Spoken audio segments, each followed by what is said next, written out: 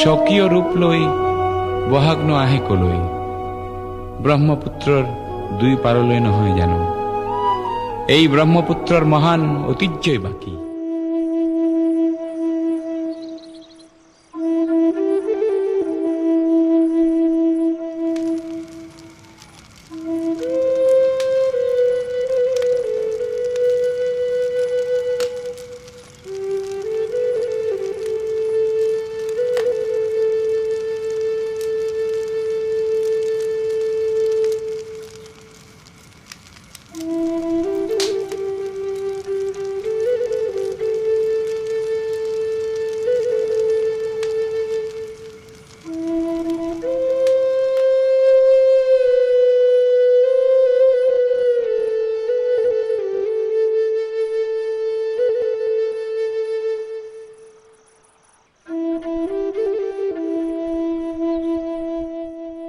As silent as rhythm of time that stands still, as quiet as winds of melody, melancholic and joyous.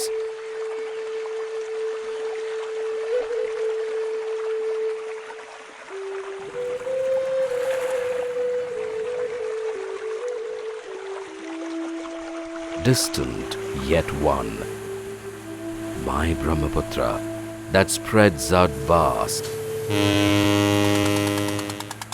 like a compassionate torchbearer, grand in his benevolence, fierce in his magnificence, loving all. My Brahmaputra touches, leaving each and all with a sublime, indelible memory.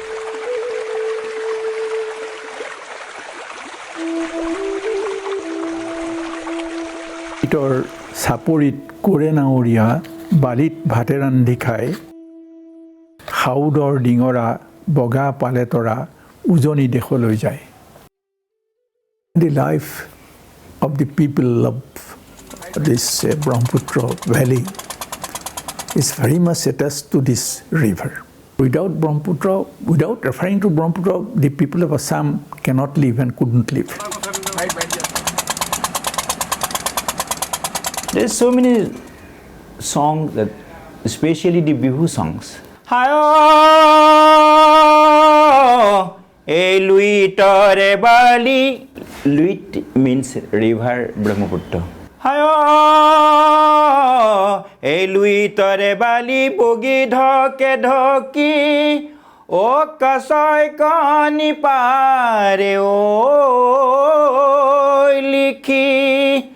এগাতে জুই জ্বলিছে, এগাতে জুই জ্বলিছে, সৰিয়হ ফুটিছে, অটোকে পানী ঘাটত দেখি. And the saying goes, like there are rivers and rivers and rivers, and there is a Brahmaputra. Brahmaputra is a very interesting and a very, very, very vast subject. Brahmaputra is a phenomenon. Brahmaputra is not just about one river. Brahmaputra is a culture. Brahmaputra itself is a geography by itself. It's one huge topic. Look at the hopes, the aspirations, the history, the geography, the economy, the ecology, whatever you call in the region, the politics, everything is about the river. Amazon, Congo, Yangtze and Brahmaputra. The fourth largest in terms of flow at its mouth, and traveling about 1600 kilometers over the Tibetan plateau, then cutting across the Himalayas, all the ranges of the Himalayas, high Himalayas, middle Himalayas, lower Himalayas, through a very deep gorge.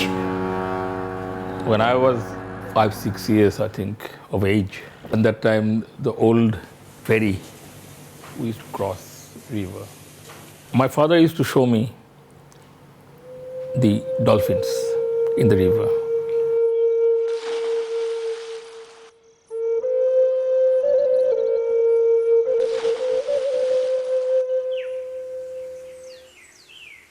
An enigma of 2,800 kilometers from its origins to the oceans. My Brahmaputra, my Borholoid, my journey, my course.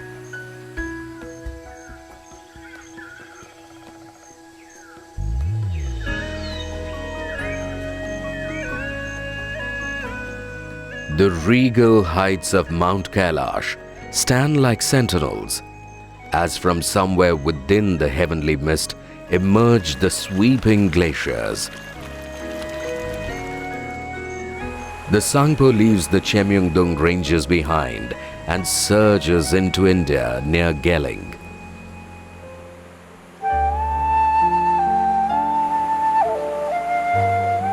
I see him, the Siang, also known as the Dhiang.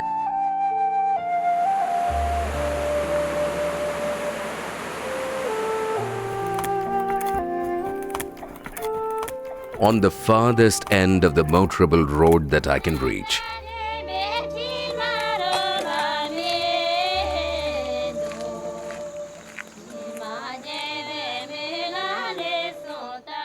Geling was a small settlement of the Memba people.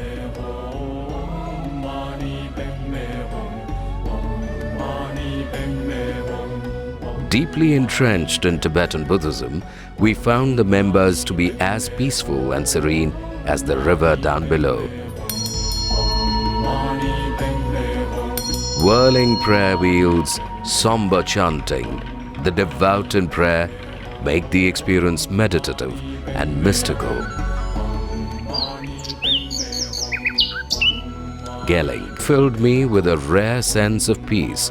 ये भारत का last Indian border village है गेलिंग। ये McMahon land है, तो वहाँ से जो Siang river जो है तिब्बत होते हुए तो गेलिंग से इंटर होते हुए तो अपर सियांग होते हुए पासीघाट होते हुए आसाम होते हुए वहाँ निकल जाते। हम लोग का जो प्रोफेशन जो एग्रीकल्चर है और जनसंख्या जो है 250 से अधिक है, तो नीचे जो बस्ती बसा हुआ है गांव के नीचे में, तो वहाँ में 30 घर वहाँ बसे हुए, 28 गांव जो है यहाँ बसे हुए हैं। तो बचपन में कभी हम लोग जो है मच्छी पकड़ने के लिए सियांग जाते थे, तो कुछ मछली पकड़ते थे बंसी में चारा फेंक करके, और उसमें हम लोग नहाते भी थे। Memba lifestyle is a study in elegance and simplicity that comes from their faith. Their staple food is maize, rice and millet, which they cultivate in fields along the river. The traditional art form is practiced in every Memba household. We got to see exquisite woolen carpets and shawls being made.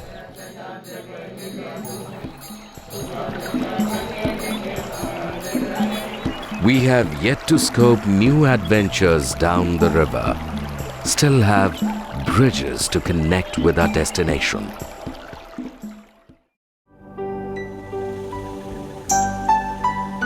Tuting, the subdivisional headquarters of Upper Siang district.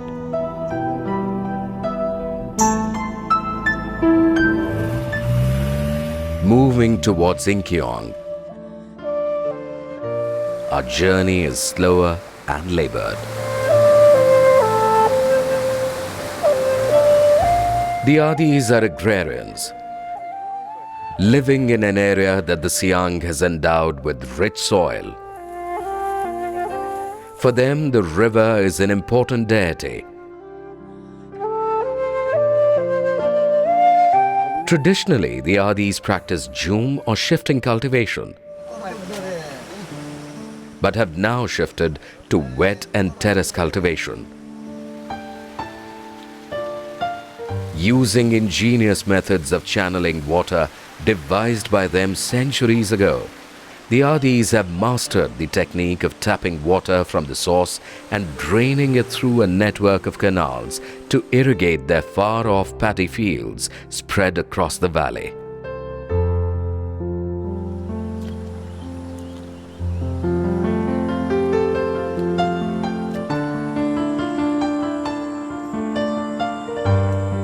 The Adi homes were beautifully nestled in their natural surroundings.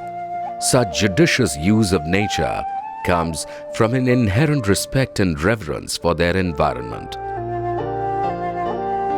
Their houses are built on raised platforms to avoid excessive dampness during the long rainy season.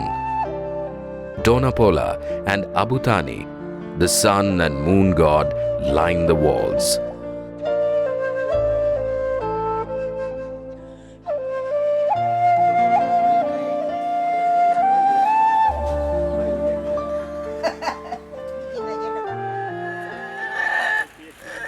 Before the harvests come, work is on in full swing to reinforce the community granary.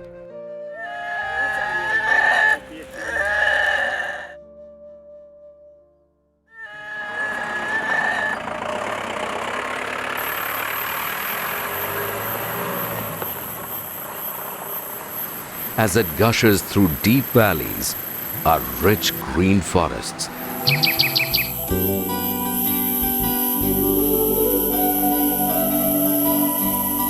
With an amazing array of rare flora and fauna that isn't seen anywhere else in the world.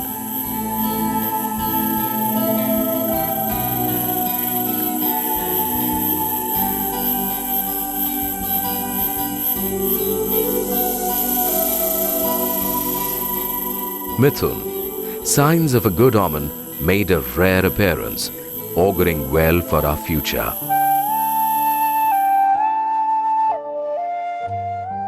Women pass us by in good cheer and spirit, bemusedly huddling and giggling as they return from their day's work in the fields.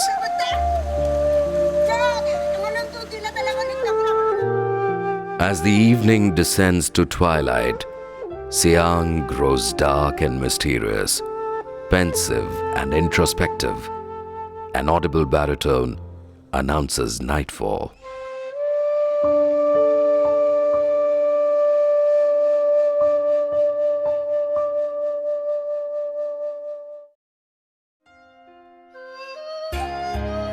By the morning, the fog only gets thicker, hanging unevenly over the valley.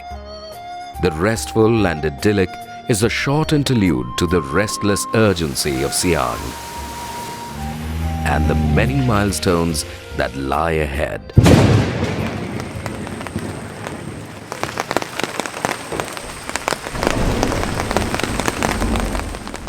Monsoons are well on their way. The onslaught is tumultuous.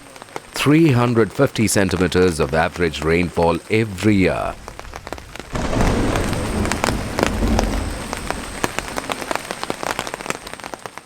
Rainfall in the Himalayas is restricted to a lower Himalayan range mostly. This is the greenest part. Rest of either snowy, snow-covered or rocky, not at all green. So this is therefore from ecological point of view very, very important, and this keeps the river perennial all the time. Closer by his side, as if gliding with his flow as one.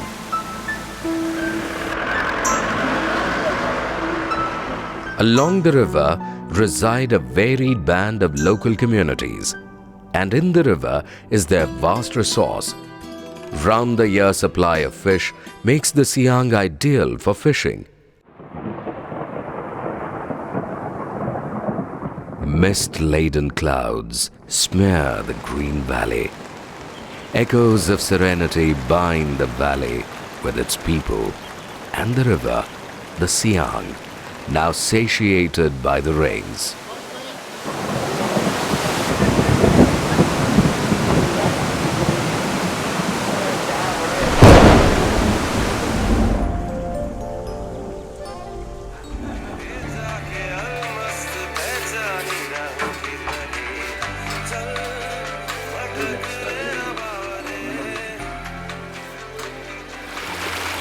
Persistent rains overnight have caused landslides on the way. The journey along Siang is never without excitement.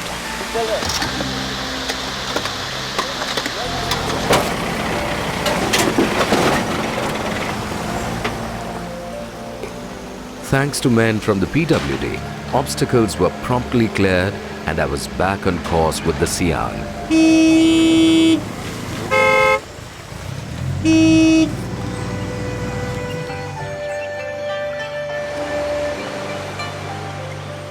Over the cascading fury below, the suspension bridge made by Adis using cane, wire and twine appears delicate.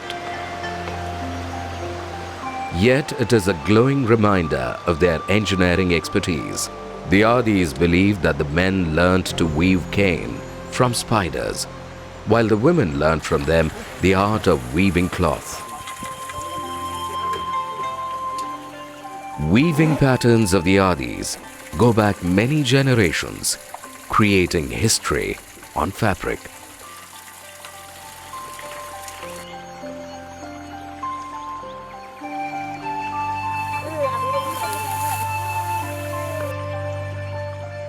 As most successful farmers, the Adis sow up to 3 crops of rice a year.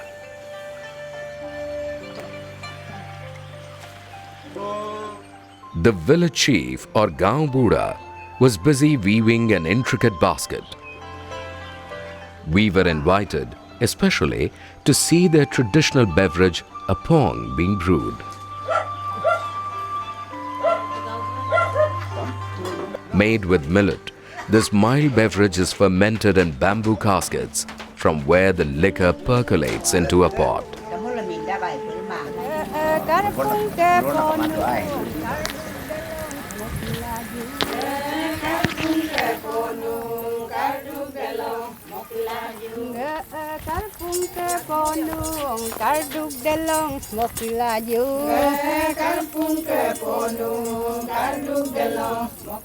The finale was their traditional dance, the ponung, an expression of their joy and gratitude to God for a bumper harvest.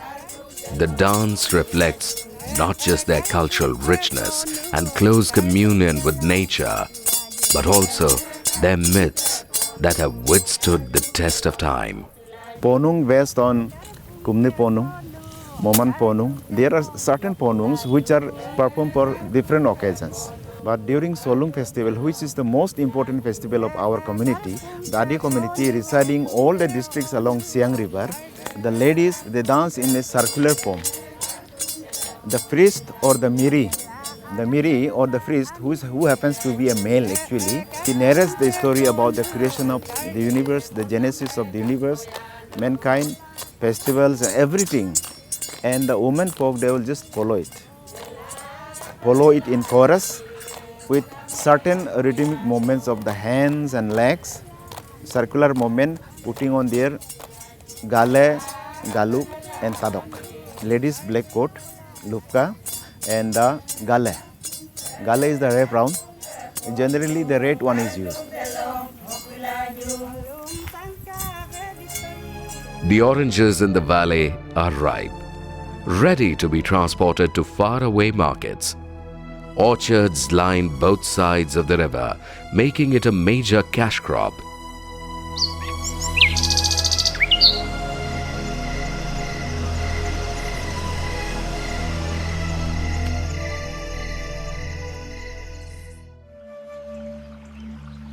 The new day, a new dawn.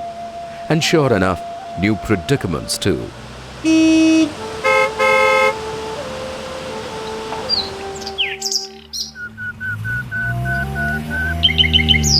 Our journey follows the Lohit River, one of the rare places where one finds a blend of spirituality and peace-loving Buddhist religion.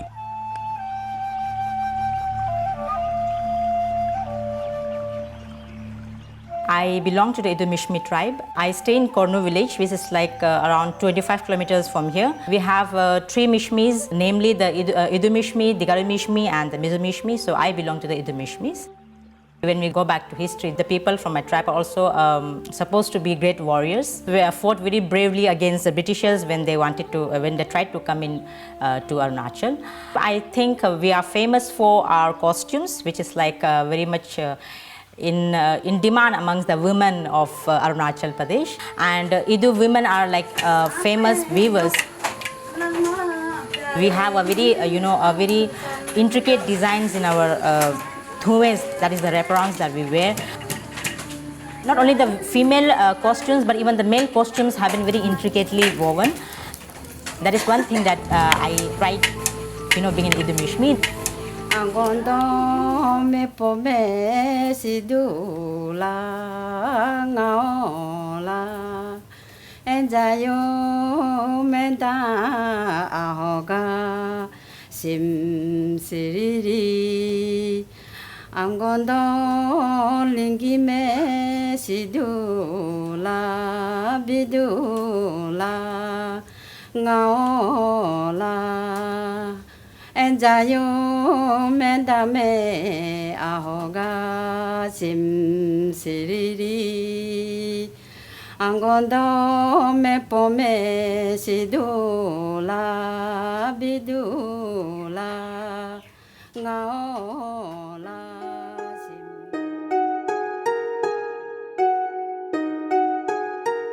Interestingly, in keeping with its size, even in recent times, the Lohit was considered the mainstream of Brahmaputra and not the Siang.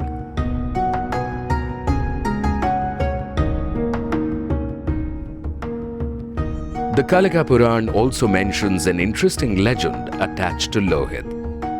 Parshuram, the legendary sage, after committing matricide, washed his axe by the river, perpetually staining it with blood on Lohu, giving it the name Lohit, or the river of blood.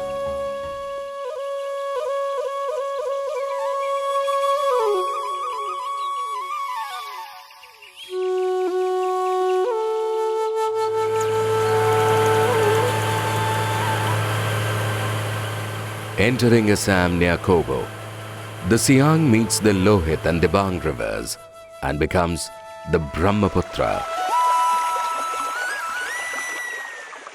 a name that finds its origin in Padma and Kalika Puran, wherein Amogha, the wife of sage Shantanu, gave birth to a son through Brahma, the lord of creation himself, and hence he was called Brahmaputra, the son of Brahma.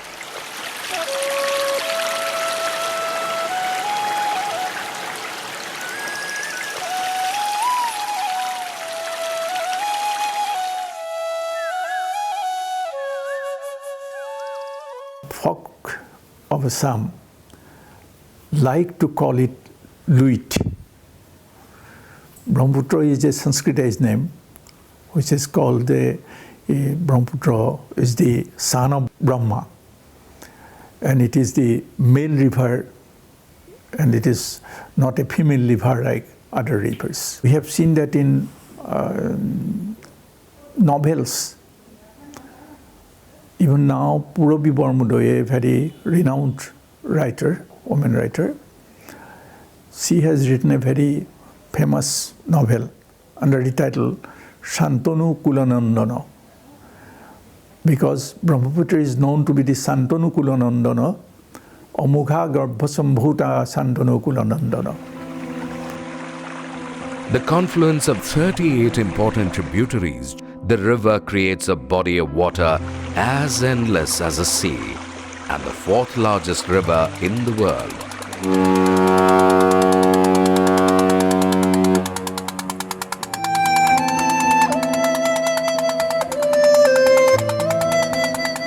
The only way towards Dibrugarh was aboard a ferry. We were now forced amphibians when our jeep climbed onto a ferry. As it turned out, it was a blessing in disguise, as we got to travel on the river in the way travelers had done for centuries.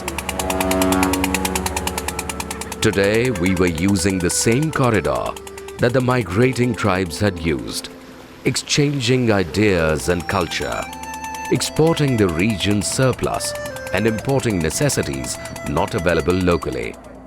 The land of water taxis, passenger ferries and boats. The ferry has all kinds of passengers, students off to college, married women visiting their homes, patients going to city hospitals, tourists and people like us who were just traveling. There are so many stories and so many novels even referring to Brahmaputra at many times. And another song came to my mind, written by Bhupen Hazarika, Jili Kabo Lui Torepar. That is the university song of the Guwahati University. He wrote it in 50s. His another poem is Mahabahu Brahmaputra, Mahamilanar Tirtha. মহাবাহু ব্রহ্মপুত্র মহামিলনৰ তীৰ্থ কত যুগ ধৰি আহিছে প্ৰকাশী সমন্বয়ৰ অৰ্থ মহাবাহু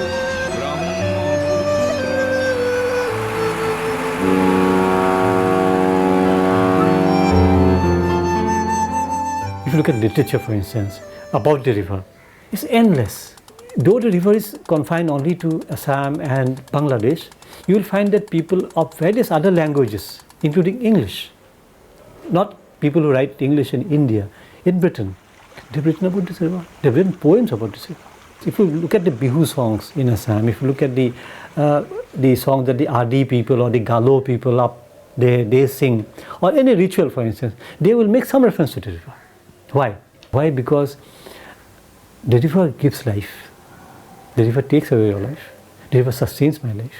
The river has seen the people march through history, through time.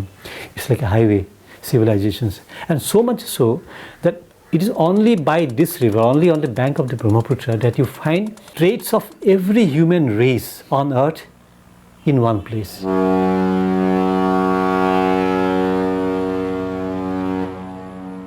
Luitehe jane botha kimanoloi bohe.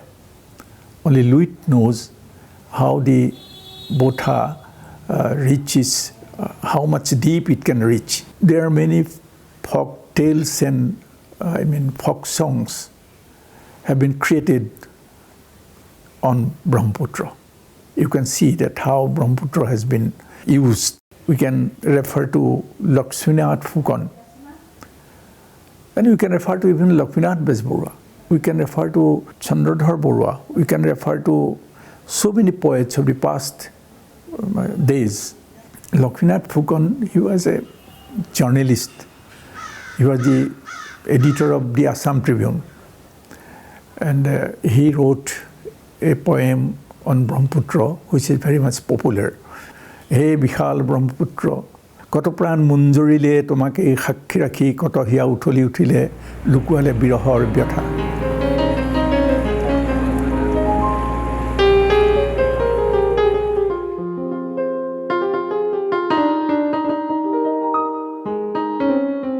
It was the end of our boat journey. Dibrugarh is not just the doorway to the entire northeast. It is also a major trading center. Another landmark at Dibrugarh is the Assam Medical College. Surgeon Dr. John Berry White, upon his retirement from East India Company in 1900, left a sum of 50,000 rupees to realize his dream of a medical institution.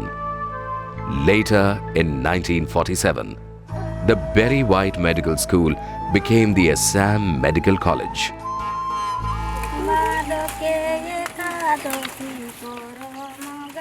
Sprawling tea estates here are home to the world's finest Assam tea. So as the name suggests, Chabua is the anglicized version of Cha Bua. Chai was initially, it was sown over here, it was boi gai. That is how this name came about. So this is the first commercial tea estate established in India in the year 1836. We can safely say that from here started the Indian tea story.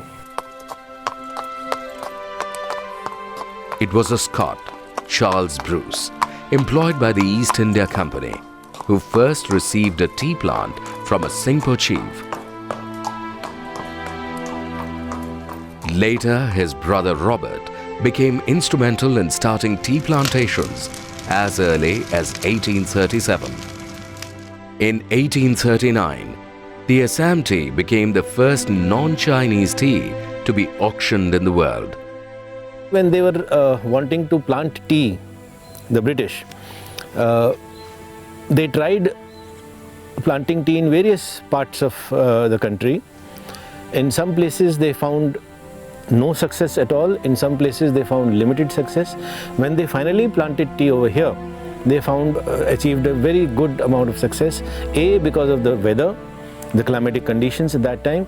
B, because of the soil and the proximity to the river. The moisture was sufficient in the soil at all times. Nutrition was already there in the soil. Today, Assam produces 20% of the world's teas,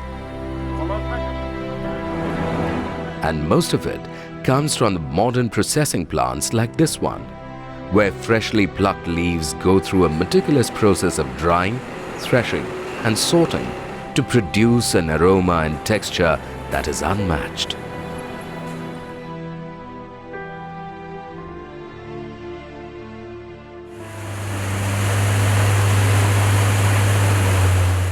Flooding of Brahmaputra river has become an annual feature. In fact, this year, one of the estates in this district lost about nearly 2 hectares of land by erosion by Brahmaputra river. Brahmaputra is one of the rivers where entire catchment is in the hills. Collection of water from per square kilometer, its catchment is very high. The silt gets deposited in the middle of the river. The river tries to move towards its bank, and bank erosion happens.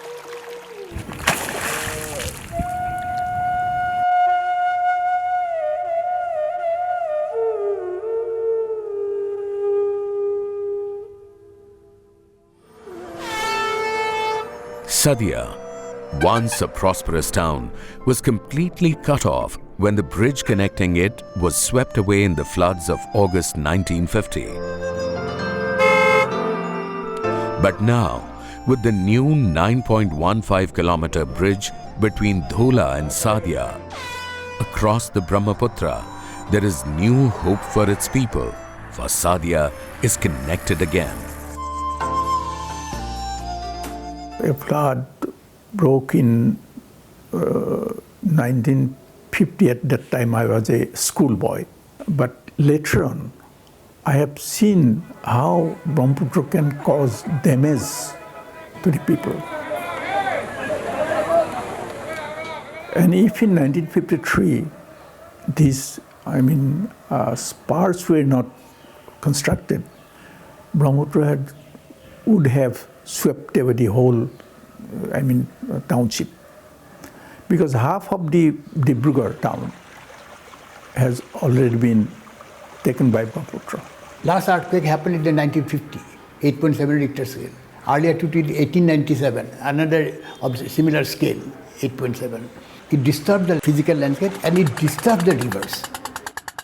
And all those materials were brought down ultimately by the tributaries. And we have found that the Brahmaputra bed itself has risen by at least 10 to 12 feet. Suddenly the Brahmaputra started flooding its bank. The tragedy is that people remember the Brahmaputra only during the monsoons. Only when there's flood, there's disaster, there's death, there's deluge, there's suffering. But that again is a very huge aspect, You go and ask a person who lives by the river in Lakhimpur or Dhemaji or Majuli or Dhubri, and you ask him, why don't you run away from this river? He said, why should I?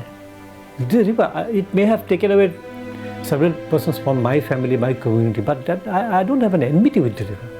But then the tragedy part of it again is huge.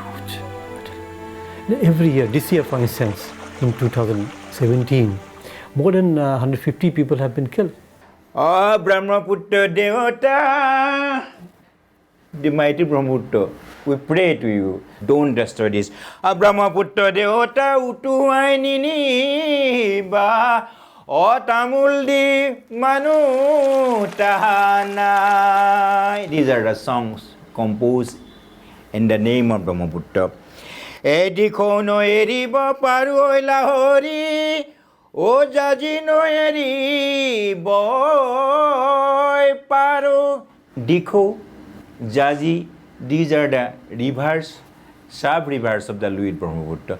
Tomake eribo noaro lahori oi anakai bhat thaki bo paru. Like all great civilizations that have emerged on the banks of rivers the world over, So too did the 13th century home kingdom of Shivsagar. This is when the Shan tribe from Upper Burma established a small kingdom here and ruled over these parts of Assam for more than 600 years, until a treaty signed in 1826 converted it into a British principality.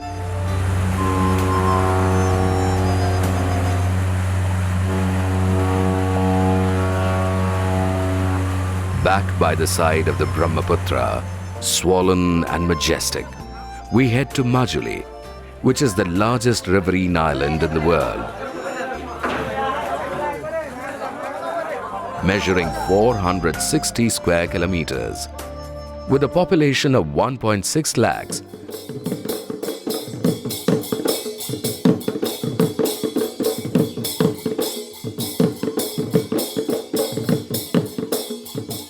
the Mishings inhabit almost all the districts of Assam along the river, like Majuli. They are closely related to the Adi people of Arunachal Pradesh and migrated to the plains of Assam in the 13th century. The Mishings have a strong affinity for the Brahmaputra, making their dwellings very close to the river and along its tributaries. They have mastered the art of coexisting with nature, unperturbed by the annual floods.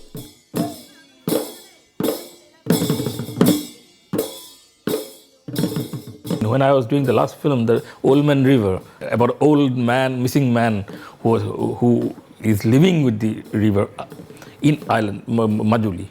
People who are not basically attached to the river, they make more hue and cry when there is a flood.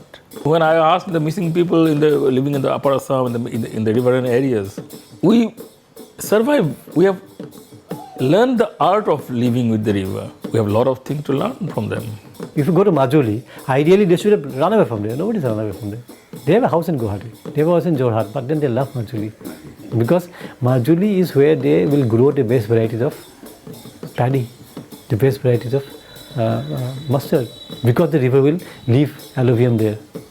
They will leave the rich soil. Majuli hosts a rich mosaic of Assamese cultural and ethnic diversity.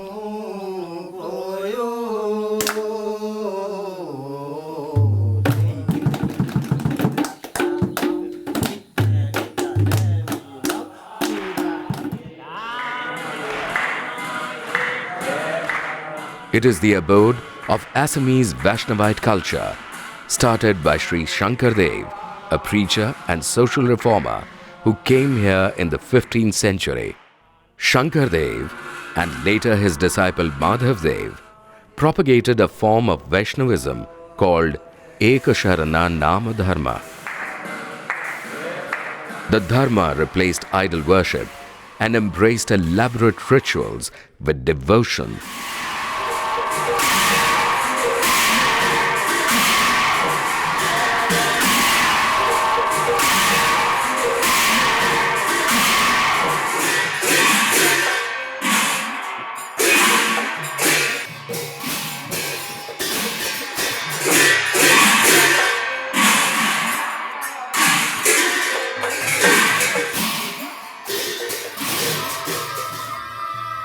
সত্ৰ য'ত সৎ সংগ পোৱা যায় তাকে সত্ৰ বুলি কোৱা যায় আৰু সত্ৰ অসমীয়া প্ৰাণৰ সামাজিক তেজৰ লগত জড়িত হৈ আছে সত্ৰ বিশেষকৈ অসমত বহুত ধৰণৰ সত্ৰ পোৱা যায় কিন্তু মাজুলীৰ সত্ৰ সবতকৈ প্ৰমুখ তো মাজুলীৰ দুই ধৰণৰ সত্ৰ আছে এক উদাসীন সত্ৰ আৰু গৃহস্থী সত্ৰ আৰু উদাসীন পৰম্পৰাৰ যিখিনি সত্ৰ সেই সমূহৰ ভিতৰত কমলাবাৰী আউনিআটি দক্ষিণপাট গড়মূৰ আৰু ভোগপুৰ সত্ৰ উত্তৰ কমলাবাৰী সত্ৰ উদাসীন সত্ৰৰ এটা পৰম্পৰা আছে তেওঁলোকে গৃহ সংসাৰ ত্যাগ কৰি ইয়াত থাকেহি গতিকে সত্ৰত এখন বিশ্ববিদ্যালয়ৰ লগত তুলনা কৰিব পাৰি সত্ৰৰ যিটো ইনষ্টিটিউশ্যন তাত সৰুৰ পৰা তেওঁলোকক এজন মানুহ কেনেকৈ থিয় হৈ সংসাৰৰ খোজৰ লগত খোজ মিলাই নিজে আত্মনিৰ্ভৰশীল চলিব পৰা হয় সেই বিষয়ে শিক্ষা দিয়া হয় ইয়াত কৃষি শিক্ষা থাকে হস্ত শিক্ষা থাকে নৃত্যৰ শিক্ষা থাকে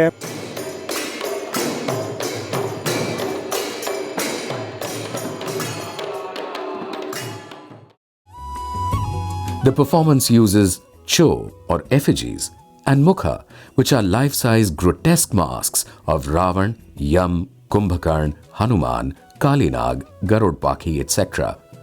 These are made by the Khanikar, specialized village artisans who are experts in making wooden and earthen images of gods. These effigies and masks are essential elements of bhavanas. In the performance of the bhaktas, the bhavana part of the performance, with active participation of the Gayans and Bayans, plays a vital role. The main accompaniment is the khol, a barrel-shaped drum, and tal or cymbals. With the khol and tal, musicians conduct the bhavana from beginning to end, reciting many verses.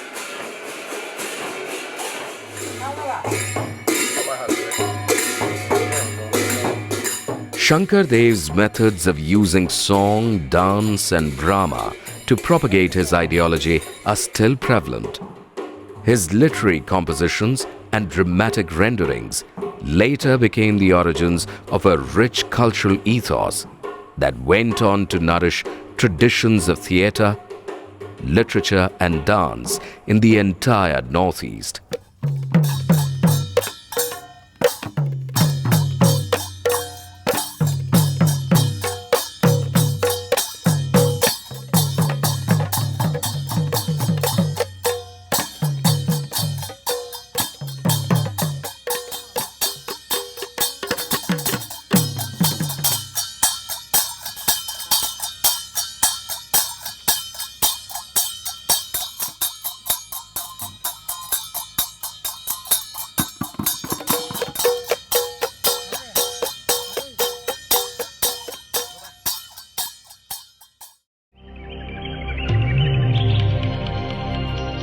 Along our trail following the Brahmaputra is the Kaziranga National Park. A fine example of how the river and its tributaries nourish and sustain the ecosystem. A big adventure spread over 430 square kilometers of swampy terrain is the ideal habitat for wild buffaloes and is home to the uniquely famous species of the one-horned rhinoceros. The natural splendor is breathtaking. Among the tall elephant grass, many other smaller fauna species like deer lie hidden.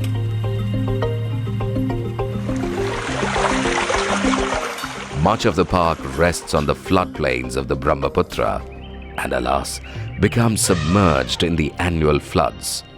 In Kaziranga, because of the fact that the Brahmaputra river is on its northern side, so floods is a common phenomenon. Since the river system flows from the eastern side, so whenever there is a increase in water level, maybe in Dibrugarh or Majuli, so we come to know that Kaziranga would be flooded in next 72 hours or so. So it's kind of an early warning system. During this flood season, we get a lot of silt deposit into the park, and that is one of the very serious concerns for us, because the natural water holes, the bills that we call, most of the bills are being silted, so that reduces the water holes for the animals, and it is one of a very serious ecological concern for us.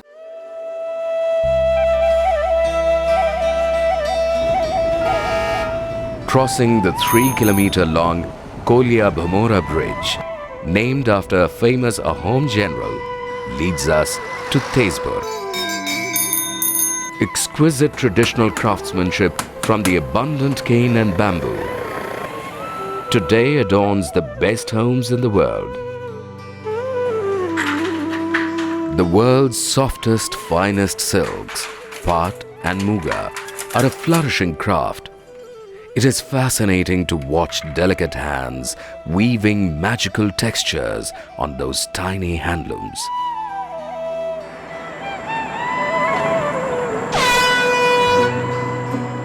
I'm on the highway with smoke-billowing trucks instead of the cool river breeze that caressed our journey thus far.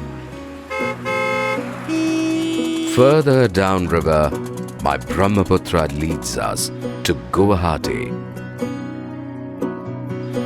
Pragjyotishpura of ancient times is Guwahati of today. Home to goddess Kamakhya, the granter of desires. The city is considered one of the most venerated Shakti shrines in India. Devotees from all over the country come to worship at the temples. Parvat Prasad Burwa also he wrote a poem. Kasoi koni pare lekhi, gate jui joli se khoriyo putise tomak pani ghatot dekhi. In another poem he has written, Pukhuri parore kes phule jupi, nitou tini pahi khore. Bihu, which is celebrated in the month of Bohag, the Rangali Bihu. Most of these tribes and plains people have their own type of style of Bihu. Mishing has their own style of Bihu. Deuri has their own style of Bihu. Plains has their own types of Bihu. Even Bodu also, they celebrate the Boishagu. Lao Kha, Lao Hanja, Penja Hanja, this is Boru. The Bihu of plains, the river Brahmaputra, it is very interesting.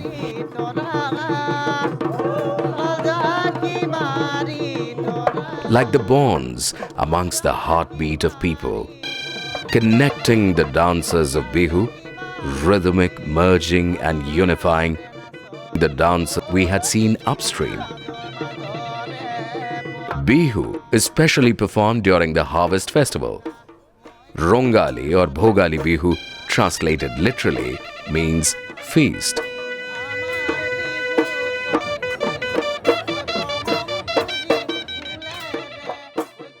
Without Brahmaputra, there is no Bihu. No Bihu.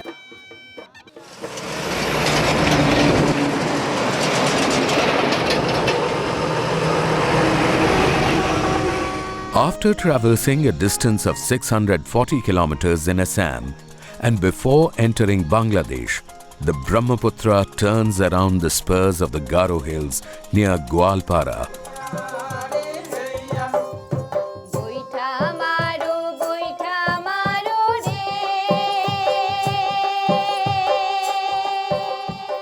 The songs of the boatmen are now drowned by the constant drone of boat engines, is not heard anymore. Its pathos, mirth and melody is now replaced by the sounds of motorboats.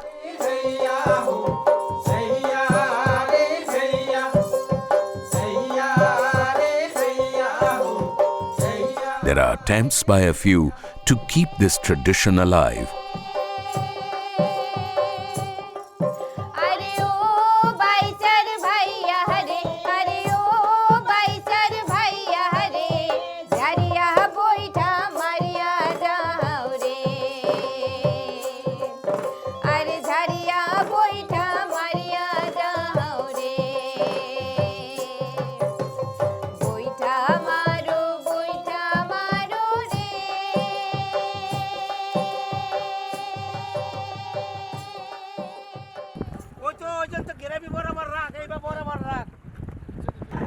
ধরো ধরো ধরো এই এই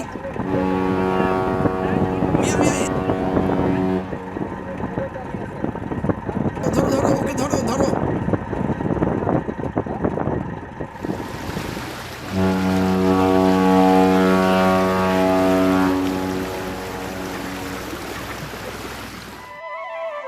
Wide and vastly spread out, my Borhu Loed, no longer able to carry the heavy silt, causes its beds to fill out, defining new routes, casting new journeys, changing course regularly.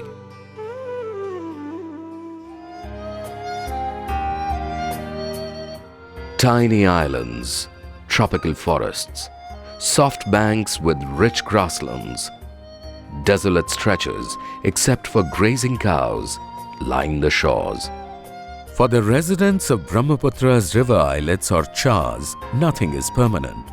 Almost every year, they are rendered homeless during monsoon, and have to either take shelter in the mainland or search for newer destinations. The only thing permanent for them are their boats, fishing nets, the plough, and the spirit to carry on.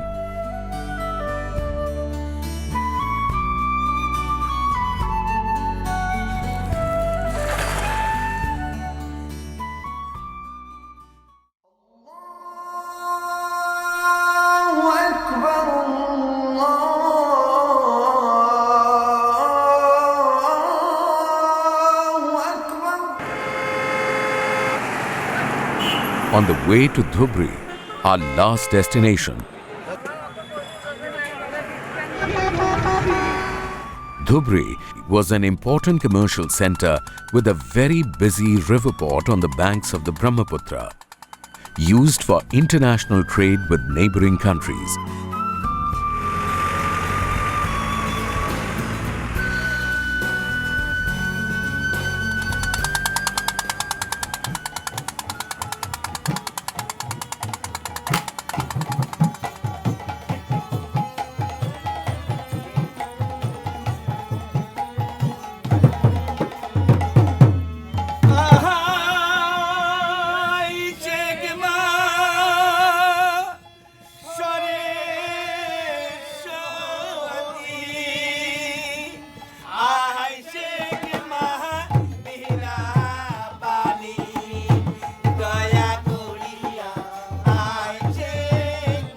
We witnessed another performing dance, Kushanpala, which was once so popular in this area.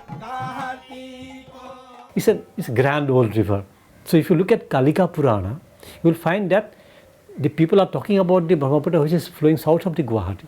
It's a fact. If you look at the map of Guwahati today, you will find that the biggest wetland that passes through the southern part of Guwahati used to be the river 2000 years ago. Brahmaputra will decide one day that I want to flow along the south of Guwahati tomorrow. If it decides, nobody can stop it. Like Bhupen Hazarika sang that song, Budha Luit, old river, like Old Man River. So you have to look at the old man. You have to look at the elderly person in your family. The good health of the river, the well-being of the river is related to the floods that it causes. And that has to be seriously seen. And one small government here, one small department there, one state government in Arunachal, one state government in Assam, one local government in Tibet, one government of the Bangladesh size cannot do anything to this river. It has to be a global effort. It's that big. So you have to abide by the river, you have to respect the river, and you have to take care of the river. Our journey ends at Dhubri district bordering Bangladesh. Here we leave the Brahmaputra as it enters into Bangladesh, where it continues to flow as the Jamuna. Our journey along my Brahmaputra is nearing its end, when it would embrace the ocean. The Brahmaputra creates, sustains, and then annihilates. The joyous rejoice in the creation, celebrate its sustenance, while the bygone is erased as a past. And then time, for once, waits for itself to wind the story yet again, for life to create life again, afresh and anew. Of Brahma the origin and Brahma the end,